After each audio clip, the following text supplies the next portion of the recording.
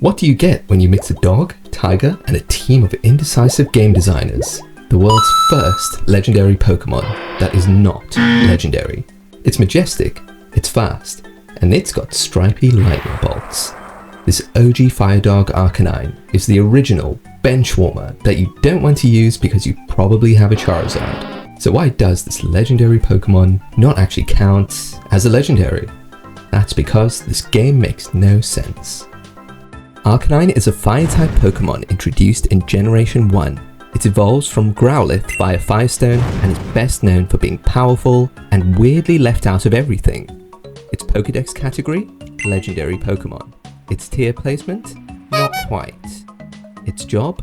A beastly canine unit standing at 6'3" and weighing 155 kilograms, or 341 pounds for you Americans out there. Not to mention, it's also canonically capable of running over 6,000 miles in a single day. If you didn't know, now you know that it's probably the reason why police need more funding to cover those exorbitant amount of doggy treats. Who's a good boy? Arcanine's name was originally Blaze in the Pokemon Red and Blue beta. That's funny because then we'd have Blaze the cat and Blaze the doggo. Arcanine is a mix of arcane and canine, meaning ancient or mysterious dog. Its Japanese name is Windy, probably a reference to its speed, with extreme speed making it as fast as the wind. Its Chinese name, Feng Su Go, translates to wind speed dog, combining the ideas mentioned before. Arcanine is heavily influenced by Chinese culture, being modeled after Chinese guardian lions.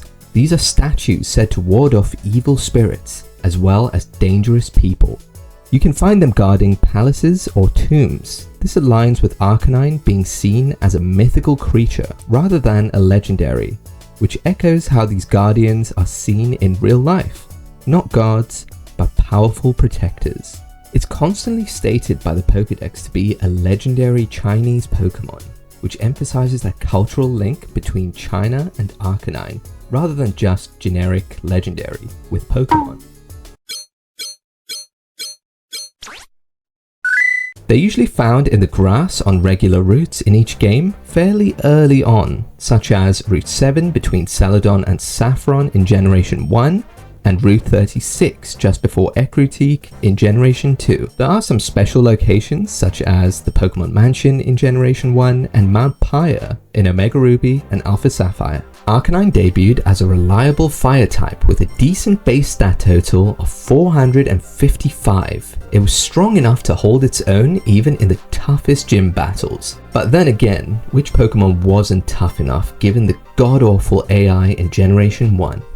In Generation 2, it was buffed due to the special attack and defense split to a whopping base stat total of 555, the highest of any regular Pokemon at the time. At this point, it had 110 attack, 95 speed, 80s across the defenses, and 90 HP.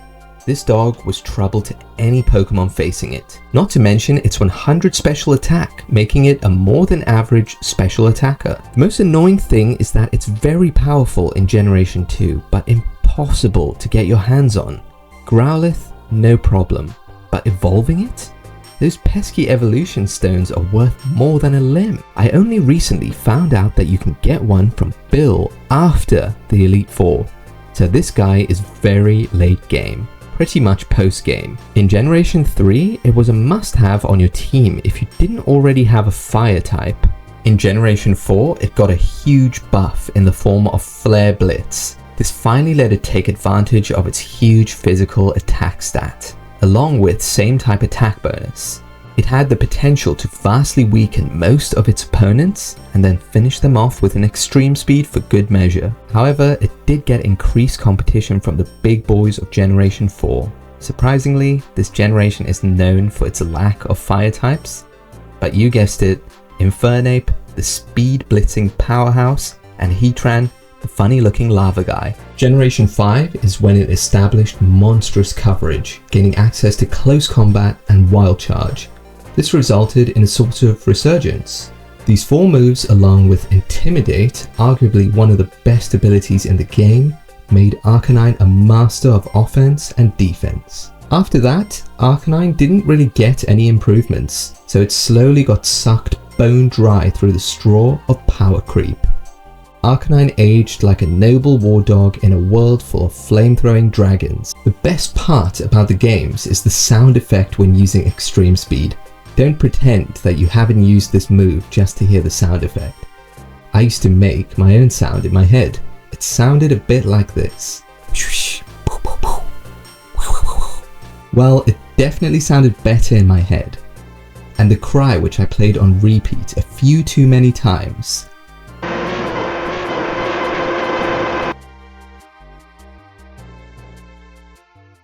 Arcanine in the anime is a certified good boy.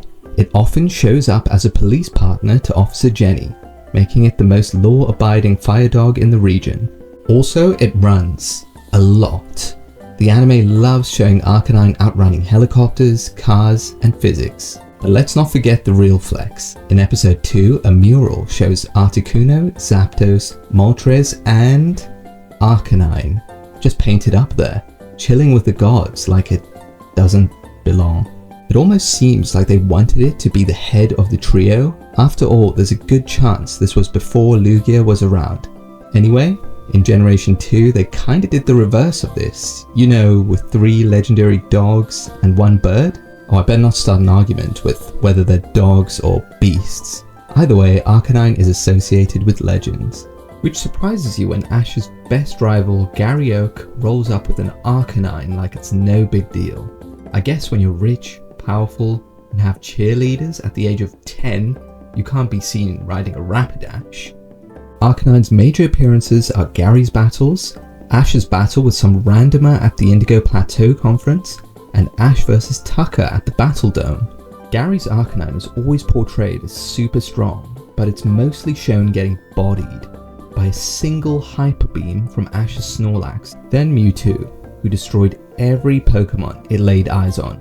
Well, every non-legendary, that is. Ash battled some guy who chose his name with a random name generator and landed on Pete Pebbleman. He sent out Arcanine versus Ash's Kingler and toasted it with a Dragon Rage, which I must add was pretty awesome looking because it made some water tornado. Although I thought that would have been Twister rather than Dragon Rage.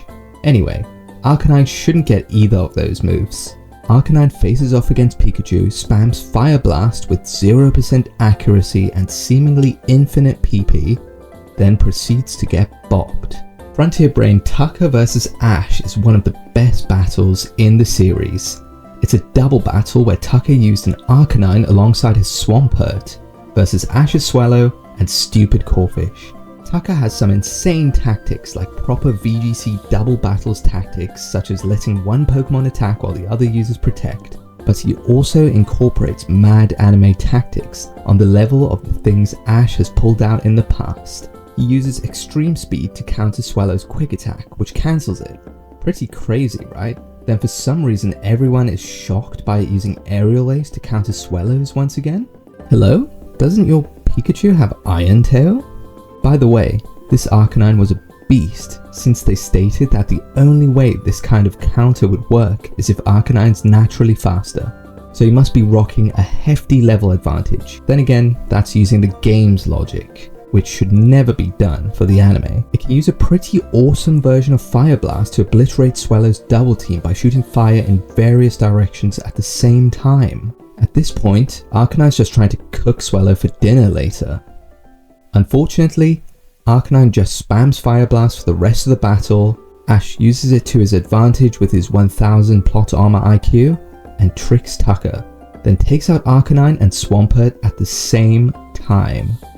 The former being bopped on the head by a Crab Hammer for the KO, but still 1-2 to Arcanine versus Crabs.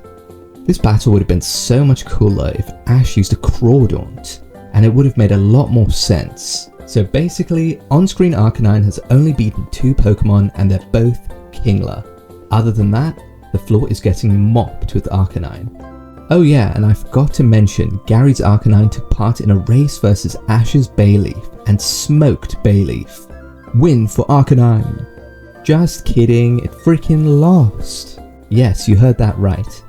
Can you believe an Arcanine legendary trio candidate lost to a Bayleaf. This shouldn't happen in any competition in any universe, even if it was a beauty contest. But not gonna lie, Ash's Bayleaf was different. In the Pokemon Adventures manga, Arcanine does what it always does.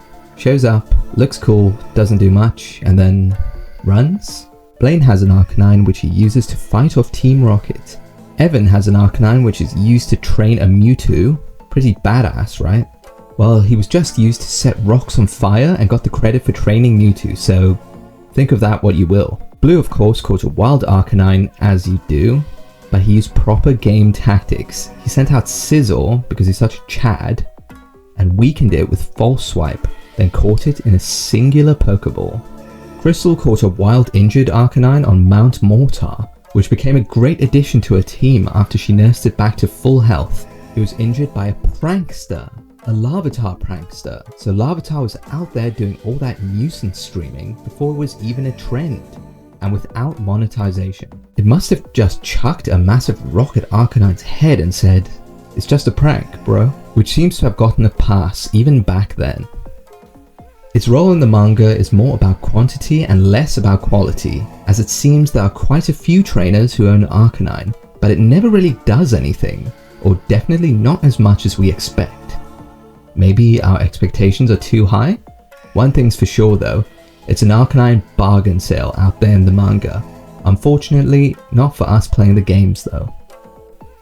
All in all, Arcanine is the Pokemon equivalent of being born royalty but forced to work in customer service. It has the lore, looks, legacy, and yet it's been sidelined time and time again.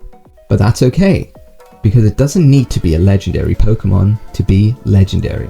It burns bright, runs fast, and it looks like it's perpetually being drawn by someone who misses their childhood pet. Whether it's on the battlefield or just vibing with Officer Jenny, Arcanine remains one of the most beloved and majestic Pokemon in the entire franchise.